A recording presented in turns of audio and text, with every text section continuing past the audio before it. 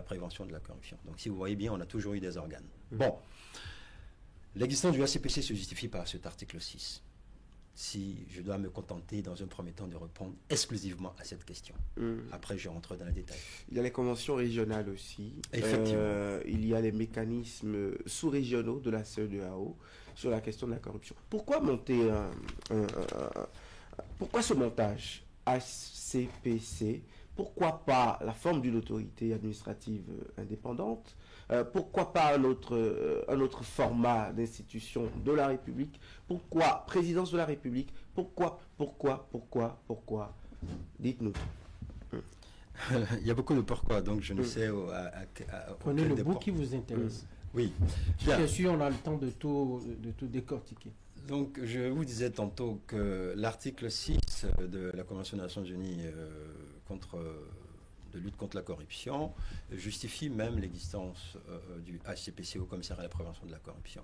Mais si on regarde en détail, si on prend même la Convention de l'Union africaine, on prend le protocole de la CEDEAO, bon, qu'est-ce qu'on dit concrètement?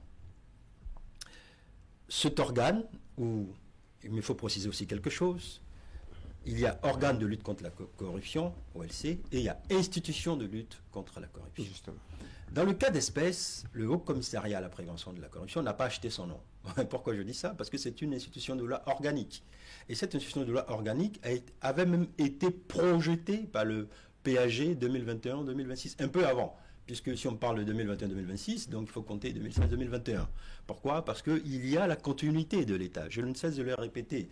On ne décrète pas une modification ou des réformes pour faire plaisir. On décrète ou on met en place, on élabore des réformes pour justement apporter une solution à un problème détecté dans le pays. Et ce problème détecté, c'est quoi? C'est un fléau mondial. C'est une plaie de notre démocratie. C'est le mal de la démocratie. Au rappel, je puis vous dire que la première loi de lutte contre la corruption, c'était 59 avant Jésus-Christ. Comme quoi, ce n'est pas quelque chose de spécifique au Bénin, ce n'est pas quelque chose de spécifique à l'Afrique, c'est quelque chose de mondial. L'autre pourquoi, dans vos plusieurs pourquoi, le Haut Commissariat, on aurait pu dire institution de lutte contre la corruption, j'estime que si le chef de l'État a choisi au commissariat, c'est pour donner plus d'envergure à ce qui sera déployé sur le terrain. Alors, c'est à moi de dire pourquoi nous avons besoin de cette envergure. Parce que nous sommes passés de lutte, si je peux déjà répondre à cela, parce que je l'ai entendu sur plusieurs plateaux de télévision, et même dans la rue, les gens m'interpellent, mais pourquoi? Vous ne luttez pas, vous prévenez, non, ça ne suffit pas, il faut taper fort. Le renversement de paradigme, ou ce changement sémantique, comme des personnes ont eu à me le dire, ce renversement de paradigme se justifie par un seul fait. On constate que de réforme en réforme, ailleurs, hein, pas qu'au Bénin, de loi en loi, le volet répressif à lui seul ne suffit plus pour réduire, voire éliminer le fléau. Et le chef de l'État, voilà pourquoi tout à l'heure je dis, vous me pardonnerez peut-être l'expression, dans sa grande lucidité a dit, mais pourquoi nous n'investirions, pourquoi ne pas investir sur l'avenir au Bénin? Investir sur l'avenir au Bénin, c'est prévenir. Vous voulez dire qu'on avait déjà mis la charrue avant le bœuf? Non, je n'affirmerai pas cela, je ne peux pas le dire, c'est que ce que le Bénin a eu à faire, c'est ce que beaucoup de pays sont en train de faire encore. J'ai eu la chance, on n'a pas dit l'opportunité, de me rendre en Autriche du 4 au 8 novembre. Il y avait 191 États partis. 191. Bon, on aurait dû être 193. Il y avait 191 États partis. Qu'est-ce que j'ai constaté? Le rapport a été adressé au commissaire et ensuite au chef de l'État. Nous avons constaté que beaucoup de pays, beaucoup d'États partis, restent dans la lutte, ont décidé de se consacrer entièrement et exclusivement au volet répressif. Ces États ont fait leur choix parce que c'est en conformité, en résonance avec leur environnement et avec leur culture. Ici, nous constatons que si nous investissons dans l'éducation, dans le changement de mentalité, tel que nous sommes au Bénin, cela aura des résultats. D'où le mot prévenir. Mais revenons un peu. Et là, je vous remercie encore de me laisser cette opportunité, un peu plus de temps, de préciser les choses. Revenons, faisons un peu de la grammaire ou, allez, le champ lexical de la chose. C'est quoi prévenir? Prévenir, c'est empêcher la survenance de quelque chose. Je ne veux pas que ce mal puisse, et encore que lorsqu'on prévient, c'est qu'on a une idée, une détection de ce mal susceptible d'ébranler l'organisme, la structure. Mais ce mal, nous le connaissons, c'est la corruption.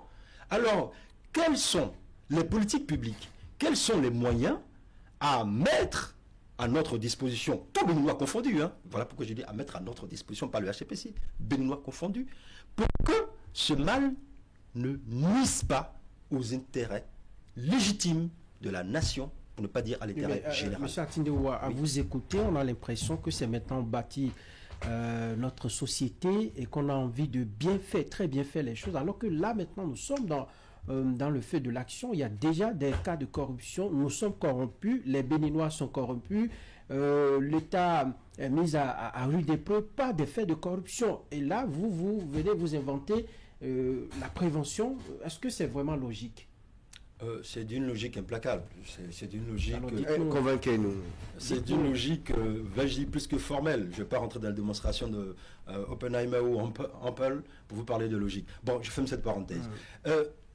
Dire que les Béninois sont corrompus, c'est quelque chose que je refuse. Il y a des Béninois corrompus.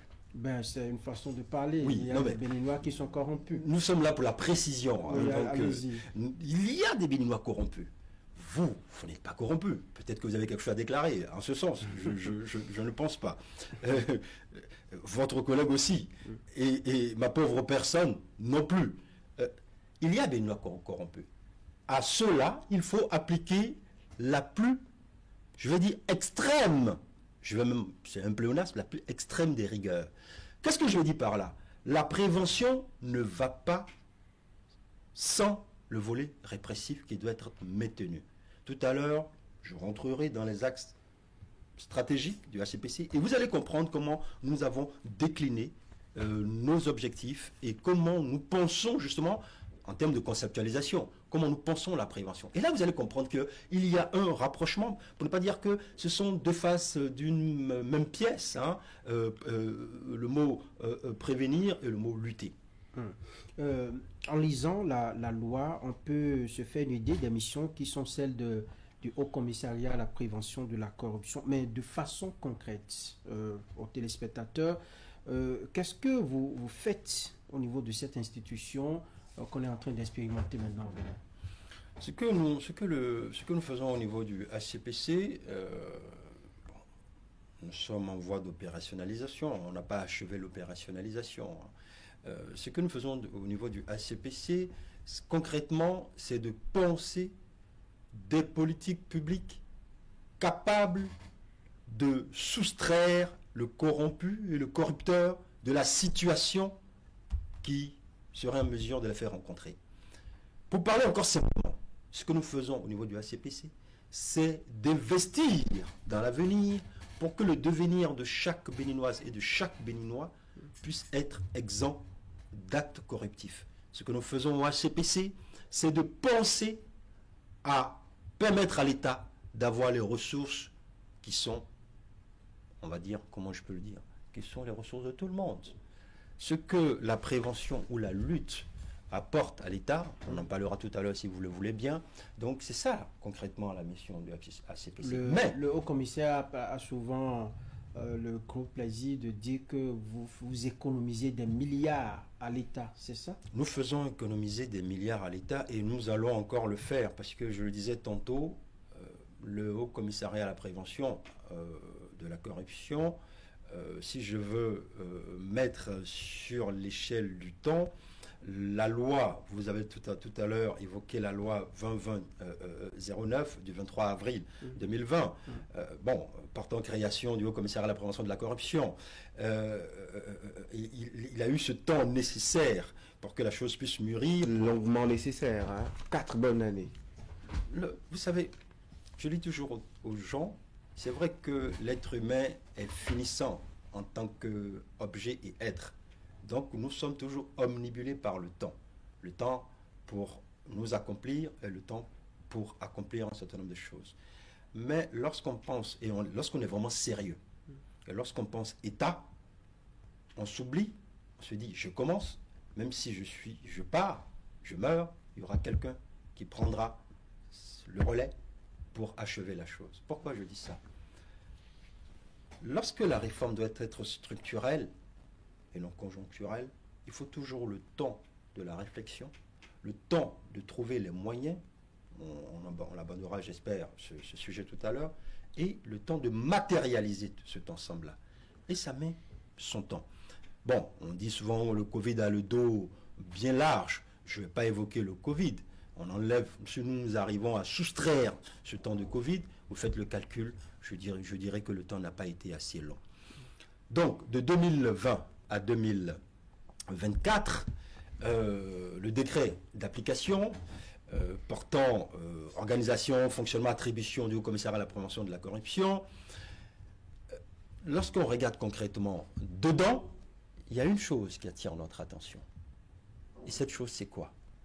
Le HCPC, de par ses missions, ses attributions, est là pour accompagner toute institution qui se veut intègre ou qui pense, d'ailleurs c'est une nécessité, c'est une obligation, qui doit apporter sa contribution à l'efficacité économique, au développement économique de l'État. Et qui dit développement économique, pense aussi immédiatement à quoi? Développement social, une redistribution équitable des ressources. Bon, donc, lorsque j'entends dire que le temps a été assez long, pourquoi au commissariat, pourquoi prévenir et non lutter, je dis non, mais recentrons le débat et regardons qu'est-ce qui a été fait au Bénin depuis 2016. C'est de la répression massive. Voilà. Une juridiction spéciale qui, à l'époque, n'avait même pas de second degré de juridiction, qui a fait la peur qu'il faut et qui continue justement de faire trembler beaucoup de Béninois. C'est l'aménagement des maisons de détention, c'est la prolifération, c'est l'augmentation à je ne sais quel degré des chiffres de détenus. Je ne sais pas si ça a forcément réglé le problème de la corruption. Sinon, c'était pour vous rappeler ce qui a été fait avant le Haut Commissariat. Donc, vous me faites plaisir, vous avez tout compris. Vous venez de faire le job à ma place en moins d'1 minute. Vous avez déposé sur la table ce qui, vais-je dire, encombre nos pensées, mais en même temps alimente ou ces choses qui ont alimenté nos pensées pour passer de lutte à prévention. Imaginez un seul instant, si nous concentrions, je dis bien un seul instant, sur ces enfants-là qui ont 2 ans aujourd'hui, et nous leur répétons l'obligation d'être des hommes, des femmes intègres. Imaginez donc cette ritualisation de l'instruction, de l'éducation, imaginez ce que ça va donner dans 10, 15, 20, 25, 30 ans. Ça sera, vais-je dire, une seconde nature, pour ne pas dire ça sera la nature elle-même. Au lieu de bourrer, veuillez m'excuser l'expression, de bourrer le milieu carcéral, ou de sortir encore des lois, si nous investissons là, dans l'éducation, dans la prévention, nous allons gagner le monde. Est-ce que ce n'est pas une preuve tangible de ce que les politiques que nous avons mises en place depuis fort longtemps constituent un échec en matière de lutte contre la corruption? Non, cher monsieur Aounou, je dis toujours, et je le répète, lorsque nous sommes habités par la chose publique, nous sommes amoureux de notre pays, on ne pense pas à un échec. Les Grecs disaient que l'échec est un succès différé. Alors, ce qui n'a pas pu s'accomplir ou n'a pas pu se faire en 2008 peut se faire en 2016. C'est aussi une chose de savoir le mal dont on souffre. Le mal, c'est que la corruption est toujours présente dans notre société. Voilà. Donc, pour ce faire, le HCPC, dans son objectif, a bien pensé à détecter pour pouvoir mieux contrôler le signalement, pour aboutir à éduquer, sensibiliser, puis dissuader et sanctionner. Alors, qui est-ce que vous voulez changer dans cette société? Est-ce uniquement les enfants ou ces cadres-là qui sont déjà dans l'administration et qui ont des manières détournées, quel que soit le dispositif qu'on amène, eh bien, ils ont cette facilité-là de contourner le dispositif et de se laisser corrompre ou de corrompre. C'est ceux-là, c'est qui finalement? Parce que j'ai l'impression qu'il y a assez de théorie dans vos démonstrations. Non, non, il n'y a pas de la théorie, il y a de la pensée pure. Je ne dirais pas de la raison pure comme un auteur. Je me trouvais à Calgary, dans l'Alberta, au Canada. Et je discutais avec monsieur, je vais taire son nom prénom ici, qui est originaire d'un pays voisin, et qui m'a dit exactement ceci. Qu'il pense que la corruption, le mal, a un rapprochement direct, à une consanguinité avec la pauvreté et le sous-développement. Je lui ai dit, toi, en tant qu'Africain, je dois te désenvoûter d'avoir dit ce genre de choses. Pourquoi? Et je vais vous répondre maintenant à votre question. Il n'y a pas de consanguinité entre la corruption et le développement. Il n'y a pas de consanguinité entre la corruption et, vais-je dire, le Bénin. On a tendance à croire tout de suite que c'est parce que l'agent de la fonction publique est peu rémunéré, pour certains mal rémunéré, que tout de suite il doit fouiller dans les caisses de l'État. Mais non, je suis désolé. Si ce métier ne vous plaît pas, démissionnez, allez dans le secteur privé. Si vous estimez que quand on rentre dans la fonction publique, c'est pas pour se faire, c'est pas pour être riche, c'est pour servir. Combien de fois il faut répéter ce genre de choses? Allez dans le secteur privé. Et puis les gens s'imaginent tout de suite que on dit pays en voie de développement, on dit Bénin.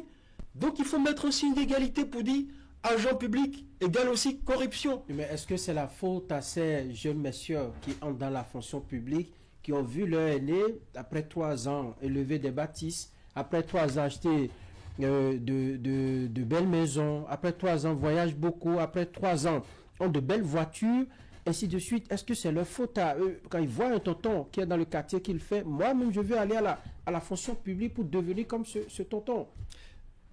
Monsieur Awolon, est-ce que vous connaissez un être humain qui n'est pas envieux, qui n'envie pas le bonheur?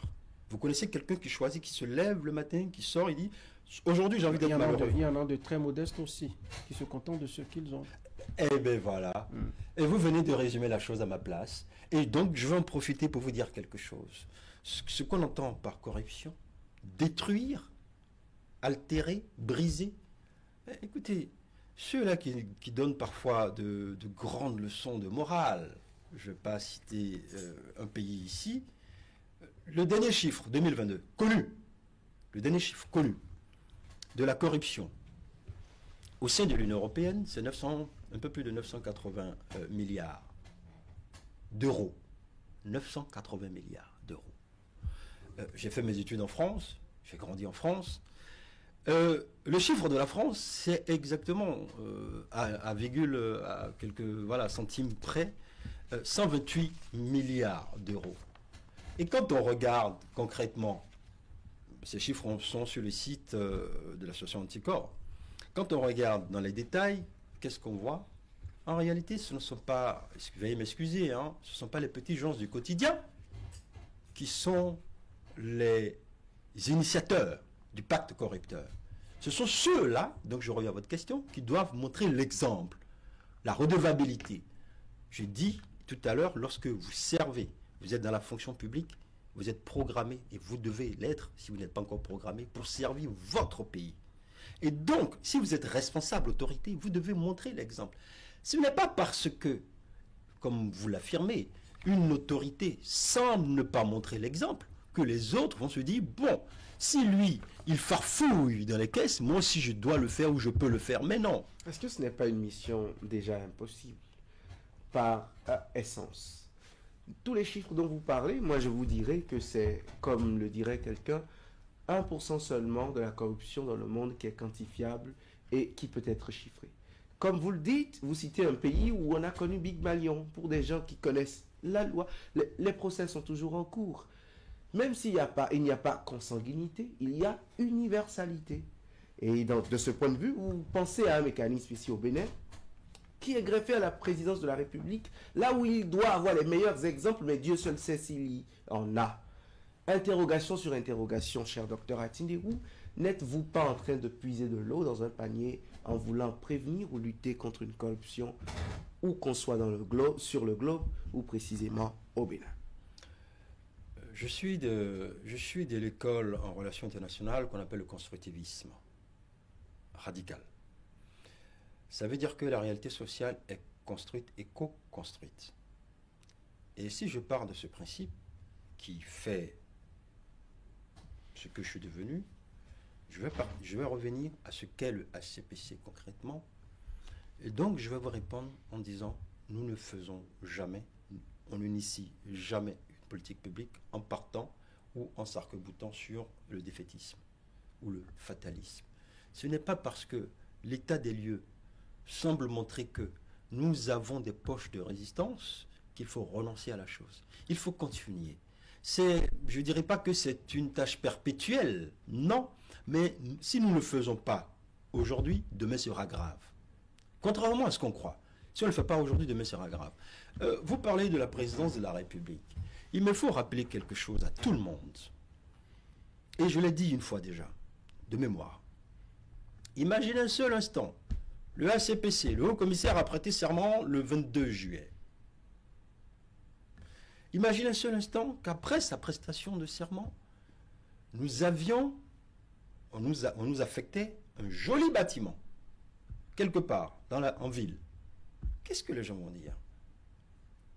Qu'est-ce que vous allez dire en investiguant? Ah bon? Non. Il y avait des locaux à la présidence qui ne sont pas utilisés. Légitimement, moi je dirais même avec raison et lucidité, j'aime ce mot, avec lucidité, on nous a abrités à la présidence. Et quand on prend les textes maintenant, j'en reviens à la logistique, on prend les textes, nous sommes administrativement rattachés à la présidence. C'est là le principal problème, selon vous. Mais non, justement. Pourquoi cette option? Mais non, justement. Que mais non. Les Béninois ne comprennent pas. Mais non, mais justement, je vais inviter mes sœurs et mes frères au Bénin à lire, à être amoureux les uns des autres et à se refuser la critique pour la critique, comme si on était dans un sommeil dogmatique de la bêtise. Mais non, arrêtez de dire ça. L'article 7 de la loi 2020-09 est clair. Ce n'est pas parce qu'une institution de loi organique est administrativement rattachée à la présidence qu'elle ne mérite pas ou qu'elle n'a pas son indépendance. Vous avez parlé d'un bâtiment en ville qu'on vous a... Pourquoi ne pas trouver un bâtiment joli, comme vous avez dit, assez modeste, où on va vous installer pour votre travail? Ça aurait servi quand même à éviter ces critiques qui vous accablent, que de rester à la présidence de la République. Qu'y a-t-il d'indépendant dans des présidences de République en Afrique? Monsieur Aounou, bon, oui, allez-y, question par question. J'ai comme l'impression que la mitraillette est de sortie. Non, pas de mitraillette. Oui. D'ailleurs, une confidence en venant ici, le haut-commissaire m'a dit, écoutez, vous avez un cadre de bonne facture, posez-lui toutes les questions que vous voulez, représentez les téléspectateurs, représentez les millions de Béninois. Donc, on se fait le plaisir aussi de les représenter dignement. Et j'ai le plaisir de recevoir vos questions et d'y apporter les réponses, en toute franchise. À mon avis, cela aurait été un mauvais signal. Comment? Et juste avant ça, il me faut vous rappeler quelque chose. Le Haut-Commissaire à la prévention de la corruption, HCPC, n'est pas la seule institution, le seul organe administrativement rattaché à la présidence. Il y a des institutions de l'organique ou des organes rattachés à la présidence qui ne sont pas au palais de la Marina. Il y a d'autres, certaines, qui sont au palais de la Marina. Il faut le savoir. Et l'article 7 est formel. L'article 7 de la loi 2020-09 du 23 avril. Le HCPC est indépendant. Il faut... Théoriquement, de façon normative. Non, je vais vous répondre.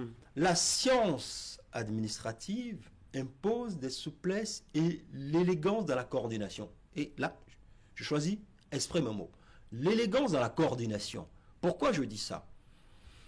rattacher administrativement la présidence de la République facilite un certain nombre de choses dans un premier temps. La preuve, je vais vous donner un exemple concret. Lorsqu'on a démarré véritablement le 22 juillet, c'était clopin. Le décret de nomination du secrétaire général et du chef de cabinet, c'était le 25 septembre dernier, 2024. Il fallait dérouler les choses. Quels sont les services qui ont assuré la transition? Mais c'est la direction de l'administration et des finances, de la présidence, qui a fait ça. Sinon, comment est-ce que nous aurions pu nous en sortir? Il faut être réaliste, il faut dire les choses. Pourquoi pas à l'Assemblée nationale? Pourquoi pas à la Cour suprême? Je n'ai pas envie de dire Cour constitutionnelle. Ce n'est pas possible parce que nous sommes dans une république. Nous ne sommes pas dans un barganet. Pourquoi je dis ça? Les choses sont bien faites, cloisonnées et disposées pour qu'il y ait dans la hiérarchisation de la fluidité une mécanique. Je m'explique. Je ne vous apprends rien. Il y a l'exécutif, le législatif et le judiciaire. Vous voulez qu'on soit branché au législatif? Non. Ça n'a pas de sens dans la science administrative. Vous voulez qu'on soit branché au niveau législatif? Ça n'a pas de sens. Au niveau judiciaire, on aurait pu espérer quelque chose. Ça n'a pas de sens. Parce que les gens vont tout de suite dire, avec emphase, d'ailleurs, la preuve, on l'a déjà entendu, ah mais pourquoi prévention, pourquoi pas lutte? Et bon, qu'est-ce que vous voulez dire? Vous voulez apporter de nouveau? Vous aurez le temps de la convaincre. Oui, j'en viens. Mais quand on regarde le nouveau code pénal, je vous dis, mais lisons un tout petit peu. Quand on regarde le nouveau code pénal, de 342 ou 340 si mémoire est bonne, jusqu'à 300, les articles, je veux dire, à 365 si mémoire est bonne, il y a un ensemble d'instruments juridiques qui sanctionnent sévèrement tout acte corruptif. Est-ce que c'est pour autant que depuis qu'il y a le nouveau code pénal, bon, ça existait déjà de l'ancien. Oui, il n'est plus nouveau. 2018, il n'est plus nouveau. Enfin, c'est le nom, un nouveau code pénal, parce qu'il y a un ancien. Donc, si vous voulez, on va dire le code pénal béninois. Le code pénal béninois. Est-ce que c'est pour autant que le corrupteur et le corrompu ont disparu dans notre République? Je dis non. Donc, à raison gardée, regardons la science administrative. Je peux comprendre, je dis bien, je pourrais comprendre votre interrogation ou vos doutes, pour ne pas dire votre questionnement, sur la possibilité d'avoir de l'efficacité en étant une institution de loi organique administrativement rattachée à la présidence. Si vous formulez comme ça votre question, là je me dis, il y a de la matière intellectuelle pour que je... Bon, en disant, ce qu'il dit, on peut comprendre, mais voici. Justement, c'est pour cela que je n'ai pas parlé de ministère de l'Intérieur, de ministère de la Justice, par exemple. Sinon, on aurait pu attendre une petite direction du ministère de la Justice qui s'occupe de la corruption ou n'importe quoi. Mais on a préféré choisir un haut commissariat. Et curieusement, il est attaché à la présidence de la République, là où on attend beaucoup plus de vigilance, de clairvoyance, de loupe, de réflexe renifleur comme un chien. Et qui contrôle qui finalement et où? Dans la même bâtisse? Donc vous êtes, bon, je ne vais pas me livrer à de l'antanaclase, vous êtes en train de vouloir dire que la présidence contrôlerait le Haut Commissariat à la prévention de la corruption. Le Haut Commissariat aurait à avoir un effet dans son travail sur ce qu'il se passe à la présidence de la République. De ses prérogatives, en éliminant, en proposant. Mais écoutez, on ne peut pas être copains si l'un doit contrôler l'autre ou l'un doit avoir un peu d'égard vis-à-vis de l'autre pour lui proposer de mieux faire les choses. Vous savez, cher monsieur, vous avez tout faux. C'était avant-hier, je discutais avec la secrétaire de l'Office des Nations Unies de la lutte contre la corruption et aussi un autre monsieur chargé de la lutte contre drogue et crime, donc la Convention de Palerme. Il trouve que tant que cette institution de lutte contre la corruption, donc l'ILC comme ils le disent, aboutit à des résultats, la question la plus importante n'est pas de savoir à quoi est-ce que l'institution est rattachée? Parce que ce n'est pas ça qui fera du ACPC une institution impotente, donc sans résultat, insignifiante, ou sa veulerie, donc voilà, faible. Ce n'est pas la question qu'il faut poser. La question qu'il faut poser, est-ce que le ACPC possède une indépendance pour agir? Et si oui, quels sont les moyens pour avoir les résultats? En ce sens-là, ça m'intéresse. Quels sont les résultats qui ont commencé par sortir de terre? Bon, avant de penser résultats, il faut penser moyens. Oui, allez, bon, j'allais même faire la question. Maître Jacques Migan, tout son personnel et tous ceux qui doivent rendre ces loyaux services à la nation en formatant la tête de nos enfants, de ceux qui doivent, disons, aller à la chose publique. Combien cela coûte aux contribuables par an? Vous êtes en train de glisser allègrement vers la pensée selon laquelle nous serons budgétivores ou non. D'abord, je veux connaître le budget. Et beaucoup se demandent, mais ce n'est pas une institution qui va changer quelque chose à la lutte contre la corruption au Bénin. Ça ne va rien changer. Et donc, tout ce que vous dépensez, c'est rien, quoi. Cher monsieur, non. Monsieur Ounou, non. Nous aurons des résultats. Nous allons changer quelque chose. Vous êtes au futur. Pardon? Vous êtes au futur. Ah, nous allons changer. Pourquoi je dis nous allons changer? Pour vous répondre d'abord à votre question, pour ne pas perdre de fil. Le budget du ACPC se trouve dans les annales de l'Assemblée nationale. Mais je veux vous communiquer.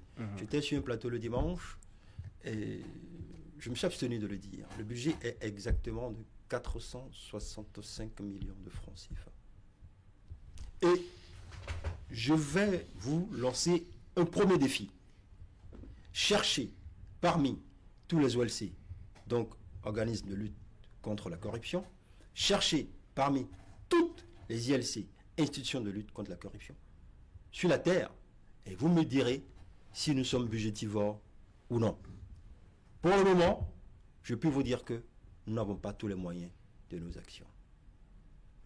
Cherchez. Et vous promettez résultats. Mais quels sont les moyens dont vous disposez alors? Dites-nous.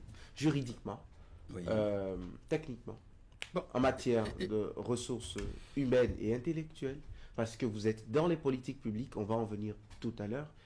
De quels moyens disposez-vous et que faites-vous de tout cela depuis plus de 6 mois maintenant? Monsieur William, tout à l'heure, je vous disais que nous n'avons pas encore... Je vous ai donné le budget, mais nous n'avons 465 millions de francs CFA. De francs CFA. Alors qu'il nous faut, comme les pays à côté, un budget prévu dans certains détails d'un peu plus de 1,4 million. 1 milliard 400, pardon. Juste pour prévenir la corruption.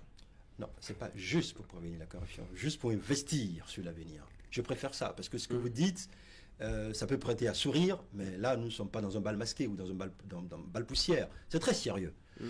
Je pense que les gens n'ont pas encore... Bon, c'est peut-être... cela se comprend. Les gens n'ont pas encore la possibilité de toucher du doigt la réalité de ce dont nous parlons. Mais vous aurez... Peut-être que celui ou ceux qui vous ont octroyé le budget veulent donner l'exemple par vous-même. Le peu qu'ils ont, ils sont contents pour obtenir des résultats. Non, pas du tout. Pas du tout. Il se trouve que nous sommes pratiquement la seule institution à n'avoir pas eu cette possibilité d'aller défendre le budget. Vous le savez, parce que, je répète, si vous voulez, je vais reprendre les dates. Le décret de nomination du haut-commissaire, c'est le 12 juin. Le 22 juillet, il a prêté serment. 2024. Ouais. Le décret de nomination du secrétaire général et du chef de cabinet, le 25 septembre. Nous avons eu notre premier CODIR le 30 septembre. 30 septembre, CODIR à effectif mineur, réduit. Il y a 3 semaines, nous venons de recruter encore une personne à un poste très important que nous n'avions pas. Parce que, transparence oblige, pour recruter une personne, nous devons scruter 5, 7, 10, parfois 15 candidatures. Ça prend du temps. C'est pas moi. Donc, ce temps nécessaire, voilà la raison pour laquelle je parle d'opérationnalisation. Vous pouvez me juger, vous pourrez me juger, mais au résultat. Bien, et je vais vous dire quelque chose. Vous savez avec lequel des véhicules je roule, je suis arrivé sur votre plateau? Dites-nous. Le véhicule personnel du haut-commissaire.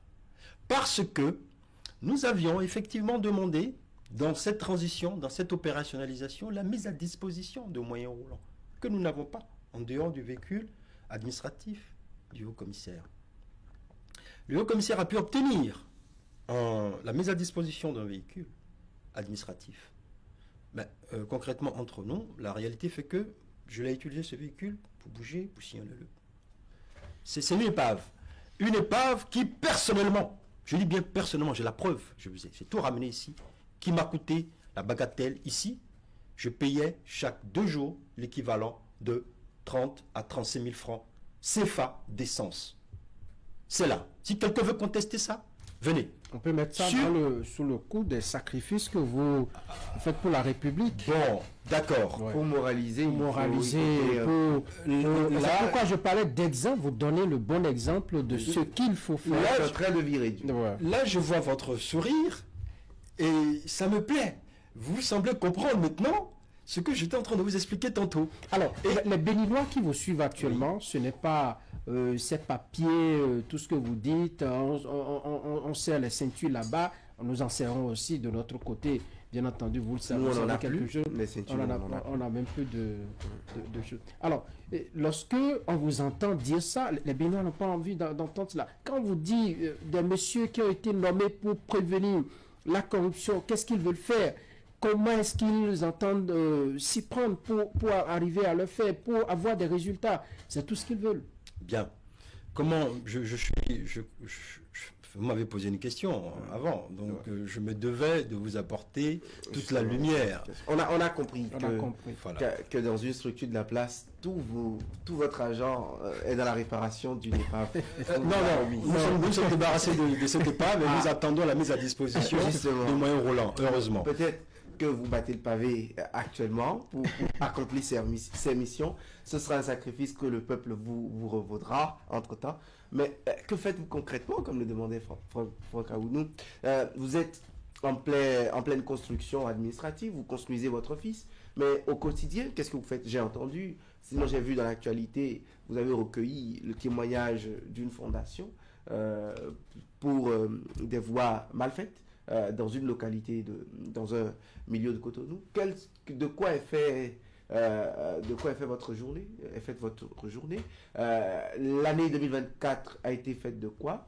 Oui. 2025 sera fait de quoi? Les maigres moyens, vous en faites quoi? À quoi pouvons-nous nous attendre avant le départ de Patrice Talon, parce qu'on craint que le Haut-Commissariat parte avec lui? Bref, vous faites quoi au concret? Vous posez beaucoup de questions.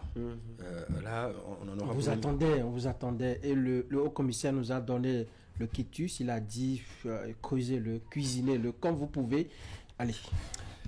Ce que nous faisons au quotidien dans l'opérationnalisation, c'est à la fois donc avoir les personnes qu'il faut là où il faut. Ça, c'est un. 2, penser, rédiger ce qu'on appelle dans le jargon les TDR, parce qu'il faut bien des politiques publiques. Il faut aussi solliciter des dons de partenaires financiers et techniques. Donc il y a tout. Ça ne vous compromet pas? Non. Qu'une institution de lutte contre la corruption ait des libéralités? Non, ce sont pas des. Nous ne prenons pas cela en ce sens, parce que même des ministères ont des collaborations, ont des partenariats. Pourquoi? Parce que le seul budget ou la seule subvention de l'État ne suffit pas pour matérialiser, pour opérationnaliser certaines activités. Un autre lié à la corruption peut-être au commissariat de prévention à la corruption. Je vais répondre à la première partie de la question. Donc, il se trouve qu'au quotidien, ce que nous faisons actuellement, c'est remplir nos obligations au niveau international. Nous avons beaucoup de sollicitations. Les documents arrivent en anglais, il faut les traiter. Ensuite, nous devons répondre sur le terrain quand on nous sollicite. Nous devons aussi, comment je puis le dire, tout à l'heure vous avez parlé d'une vidéo, faites allusion à l'honorable Malé Rossou, que nous avons reçu au ACPC. Voilà, il était de notre devoir de rendre transparent pour tous les Béninois quelle est la résonance entre ce qu'il a dit et ce qui est actuel. Et il se trouve que ce qu'il a dit n'est nullement actuel. Il a précisé sa pensée. Je ferme cette parenthèse. Bien, il y a ça. Il y a eu ce qui s'est passé à El Awadja. Il nous fallait faire une déclaration pour exhorter l'ensemble des acteurs à une enquête ou des enquêtes transparentes. À côté de ça, le 8 décembre et le 9 décembre sont passés, journée nationale, journée internationale. Donc ce sont des choses qu'on prépare, voilà, sur le terrain, aller dans une école, parce que notre cible, c'est la base. Je rappelle au passage. Et il faut monter ce qu'on entend dans le jargon, le PTA, le fameux plan de travail 2025. Parce que nous sommes en retard. C'est normal que nous soyons en retard. Tout le monde comprend et accepte notre retard. Parce que entre le moment du démarrage, on va dire, on allume le moteur, et le moment où l'engin véritablement se met à rouler, le temps de chauffe est nécessaire. Et nous sommes au HCPC dans ce temps de chauffe qui a pris fin, et maintenant on commence à rouler. Donc au quotidien, il faut monter des tonnes et des tonnes et des tonnes de dossiers pour avoir le complément à nos subventions. Ça, c'est important. Et puis aussi, là, tout de suite, le 7 avril, qu'est-ce que je dis? Le 7 février, il me faut répondre à la direction de la diplomatie économique française. Il y a une invitation, on doit échanger pour préparer un document technique que nous devons défendre en Autriche du 17 au 21. Bon, voilà, il y a beaucoup de choses que je ne peux pas... Bon, justement, il y a des dossiers de plaintes qui sont... Voilà, c'est ça. Il y a des dossiers de plaintes qui intéresse. Alors, comment ça se passe? Moi, je peux me lever un matin, si j'ai connaissance d'un dossier de corruption, venir avec des documents, vous les transmettre, retourner chez moi, espérer que vous fassiez toute la lumière sur ce dossier, ou comment est-ce qu'on fait en tant qu'individu, comment collaborer avec le HCPC? Le travail sera fait. Si vous voulez venir déposer, sachant très bien qu'on ne rentre pas au palais de la Marina comme on rentrerait dans le maquis ou je sais pas le bar d'à côté. Voilà ce dont nous parlions. Et si vous étiez quelque part à l'Étoile Rouge, quelque part ou à Ganry, on aurait plus de facilité à venir toquer à la porte en faisant les formalités au niveau du portail, rentrer, déposer le dossier. Il y en a même qui ont la phobie d'aller se présenter rien que devant le palais de la Marina. Monsieur Ono, pas de pléonasme. Il y a des procédures qui existent dans notre pays. Ces procédures existaient, sont même, vais-je dire, étaient même en opérationnalisation, sont opérationnelles bien avant le démarrage des moteurs du ACPC. Il s'agit de quoi? Il s'agit de la CPD. CPD, c'est quoi? La cellule de traitement et d'analyse des plaintes et dénonciations. Vous voyez les spots souvent à la télévision. Alors, vous avez une dénonciation à faire. La CPD est notre sœur jumelle. Je rappelle toujours.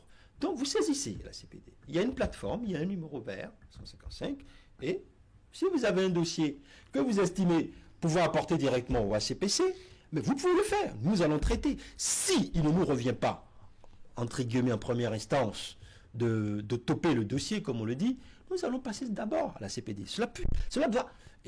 Il y a des procédures. Et si nous nous permettons de violer ces procédures, quel exemple nous donnons? C'est pas possible. Pour les recrutements, nous connaissons beaucoup de Béninois qui ont travaillé pour la lutte contre la corruption pendant des années dans ce pays. On a des cadres formés dans la société civile qui sont des spécialistes de la corruption, à qui nous recourons souvent quand nous avons des questions relatives à la corruption dans l'actualité et ainsi de suite.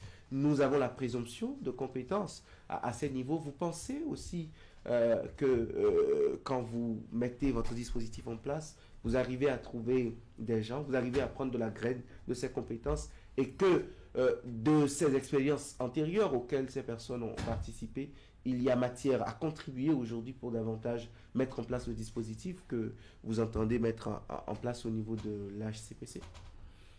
J'aime bien les Grecs. J'aime bien les Grecs. Pourquoi? L'homme est source et ressource. Ça répond à votre question. Vous connaissez une institution ou même un être humain qui se suffit à lui seul? il faut aller vers ces personnes-là. Ne serait-ce pour savoir comment la chose a été faite en son temps, afin de circonscrire pourquoi il n'y a pas eu les résultats attendus. Et quand on a ça, mais on voit mieux. Peut-être sous d'autres cieux ou ailleurs, dans un autre domaine, on parle de retour d'expérience. Ces personnes ont une certaine quantité d'expérience. Donc nous, le HCPC, lorsque nous recueillons ce retour d'expérience-là, nous ajustons nos politiques publiques. On ne fait pas en fonction d'eux. Cela nous permet, je prends un exemple concret, je dis bien concret, de calibrer par exemple la nécessité de définir le mot corruption dans nos langues nationales. Puisque si nous n'arrivons pas à saisir dans notre propre vocabulaire quelque chose qui existe dans la réalité, comment voudriez-vous que nous apportions solution à ce problème-là? Donc, avec ce qui s'est passé au travers de l'autorité nationale, donc de l'ex-organisme ou institution, nous avons un recul bon pour dire, si on change ça, cela aura ça. On change ceci pour aboutir à cela. Donc c'est le travail... Alors que l'autorité avec des prérogatives que vous n'avez pas, oui. Juridiquement. On a moins, vous voulez dire, ou on a plus? Oui, du point de vue par exemple de l'autosaisine, d'action en justice. J'ai l'impression que l'autorité pesait beaucoup plus. L'autorité avait des déclarations. Quand je recours au décret de septembre dernier, je ne vous ai pas fait la question parce que vous n'étiez pas encore là peut-être, mais le décret de septembre dernier pour les autorités étant sujet, sinon soumises à la déclaration de patrimoine, quand je lis ça, je me dis qu'il y a des reculs et que voilà les questions, par exemple, des patates chaudes pour le HCPC. Non, il n'y a pas de recul parce que si vous parlez bien, qu'on ne se trompe pas, vous parlez du décret 20-24-10-88 du 11 septembre 2024, faisant obligation à toute une liste de personnes en République du Bénin de déclarer leur patrimoine. C'est bien ça? Oui. Le texte, si vous l'avez lu, pour moi, c'est une avancée. Antérieurement, les autorités de lutte, sinon les institutions de lutte contre la corruption, comme l'autorité, avaient la possibilité de faire la déclaration publique. Je ne vois plus ces choses dans ce décret. De venir dire tel ministre qu'on n'a pas déclaré. Ou de prendre l'information auprès de la chambre des comptes de la Cour suprême de l'époque. Aujourd'hui, nous avons une Cour des comptes. Mais vous, le HCPC par exemple, n'a pas la possibilité de dire tel ministre n'a pas déclaré son patrimoine. Aujourd'hui, le porte-parole du gouvernement nous dit que tous les ministres ont déclaré leur patrimoine. C'est une parole d'évangile plus grande que les 5 évangiles que nous avons dans la Bible. Et on consomme comme tel. Je ne fais pas dans le sommet dogmatique. Et vous, en tant que journaliste, non plus. Je vais présumer. Donc, il vous revient d'aller investiguer et de nous dire si le porte-parole du gouvernement, puisque vous venez de dire que c'est... On investigue auprès d'institutions comme vous qui n'avez pas justement le moyen d'aller nous sortir ces informations. Et justement, je veux vous répondre. Et je voulais apporter, je peux vous laisser copie. Il y a le décret 20-24-10-04 qui est là, du 26 juin 2024. Le HCPC peut s'autosaisir dans un certain nombre de questions. C'est dedans. Nous pouvons aisément, mais c'est dedans. Comme la déclaration de patrimoine. Mais nous pouvons, si nous estimons, prenez l'article 13. L'article 13 a 20 points. Nous pouvons saisir directement le chef de l'État pour dire que dans cette institution, à ce niveau-là, dans la République, il y a un dysfonctionnement, il y a une faiblesse. Et voilà ce que le HCPC recommande pour corriger la faiblesse. Le chef de l'État. Imaginez que le chef de l'État lui-même ne déclare pas son patrimoine, peut-être pas Patrice Talon, mais le chef d'État qui vient après lui, et qu'il faut qu'une institution... Pourquoi on a créé une Cour des comptes après la révision de la Constitution? C'est pour les questions d'indépendance et d'impartialité, comme on le souhaite. Est-ce qu'en l'État aujourd'hui, avec même l'article que vous évoquez, je crains que s'il y a des choses au sein même de la présidence de la République, à part la proposition, vous n'ayez pas des moyens de coercition ou des moyens en action devant les juridictions? Non, parce que, excusez-moi, peut-être que c'est un sourire niais, mais je ne sais pas pourquoi je souris, parce que ce que vous dites ne correspond nullement à la profondeur de la réalité. Ce qui se fait sur le terrain, ce n'est pas sur un plateau de télé qu'on vient exposer tous les dossiers. Ça ne se fait pas. Moi, je suis habitué à ça avec l'autorité, justement. Non. Moi, je sais ce qui se trouve dans les cartons, ce qui se trouve sur la table et ce qui va sortir. Donc, je sais pourquoi ça me fait... Je suis en train de sourire. Et autre chose que vous avez eu à dire, que je dois corriger. L'article 7 nous dit exactement ceci concernant l'indépendance du Haut-Commissariat. Le Haut-Commissaire dispose, dans l'exercice de ses fonctions, d'une indépendance vis-à-vis des institutions de la République. Il n'est soumis à aucune autorité hiérarchique. Raison pour laquelle, lorsqu'il y a des recommandations, des avis, nous les adressons directement au chef de l'État. Voilà ce qui justifie cela. Allez, nous avons encore quelques minutes pour aborder d'autres sujets concernant toujours, disons, la prévention de la corruption. Je vous ai vu, je vais parler du HCPC dans certains collèges. C'est bien ça, vous êtes allé échanger avec les jeunes collégiens. Qu'est-ce qu'ils vous ont dit, ces jeunes béninois? Qu'est-ce qui fait qu'ils ne comprennent pas pourquoi la corruption continue malgré tout ce qui est fait? Vous avez échangé véritablement avec eux? Bien sûr, bien sûr. Je vous remercie pour cette question. Nous étions au lycée Koulibaly, nous étions à l'ENA, nous étions dans une école primaire à Ouida. Fondamentalement, ce que nous pensions faire, c'est de circonscrire le niveau de compréhension du vocable corruption, de ces visages, avec ceux qui sont véritablement concernés dans le cadre de la préparation de l'avenir de notre pays, de notre nation. Et vous allez être étonnés, nous avons les éléments, la preuve vidéo, vous pouvez demander, on va vous passer quelques éléments, mais ils savent, ils comprennent bien, et ils sont ils sont réceptifs, ils attendent que les adultes que nous sommes tracent le bon chemin, montrent l'exemple. Tout à l'heure, je vous ai parlé de redevabilité, d'exemplarité. Imaginez un seul instant, autour de cette table, nous sommes 3. Donc, en sociologie, on parle déjà de morphologie sociale. On peut appeler ça bande, camaraderie, tout ce que vous voulez. Nous créons déjà une morphologie sociale. C'est à nous de définir ce que chaque membre de cette morphologie sociale doit faire et comment cette morphologie sociale doit fonctionner. Ces deux piliers, ou pour ne pas dire ces deux choses que je viens de donner, vont conditionner la stabilité de la morphologie sociale. Mais si, parmi nous, une seule personne fait cas de fourberie, de manque d'intégrité, ou déclenche quelque chose qui est susceptible de titiller la structure, la morphologie sociale s'écroule. C'est pareil pour la morphologie sociale qu'est la nation. C'est pareil pour la morphologie sociale qu'est l'État. Donc ces jeunes-là ont conscience que l'avenir est dans leurs mains.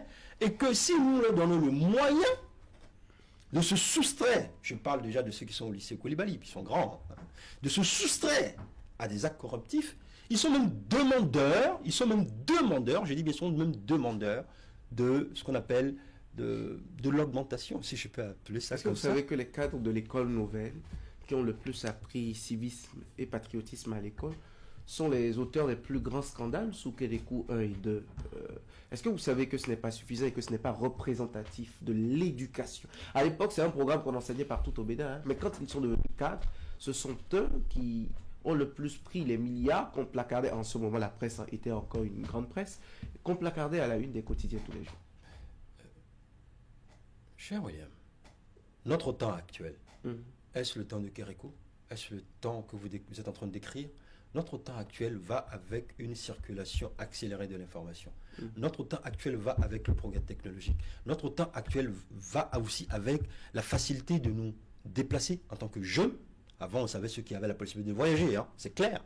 Notre temps, aujourd'hui, va avec ce qu'on appelle la balkanisation des frontières géographiques. Vous pouvez être au Bénin, échanger avec quelqu'un qui est au Canada et apprendre beaucoup de choses. Vous pouvez être au Bénin, vous former virtuellement, en étant ici, avoir des diplômes universitaires. Qu'est-ce que je veux dire par là?